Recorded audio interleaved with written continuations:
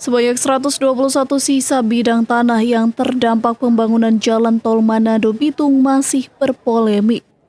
Ratusan masyarakat Kota Bitung pemilik lahan yang belum dibayarkan datangi kantor DPRD Bitung mengikuti langsung rapat dengar pendapat bersama Komisi 1 dan Komisi 3 serta instansi terkait.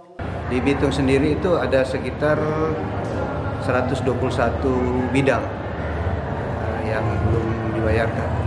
Nah, disinilah kami melihat bahwa data dari pihak pemerintah Kota Bitung dan data dari pihak PPK Tol itu masih banyak yang belum masuk dalam Penlog 150. Dan dalam rapat tadi kami dapati akan ada Penlog baru setelah Penlog 150 dari SK Gubernur tanggal 14 Maret.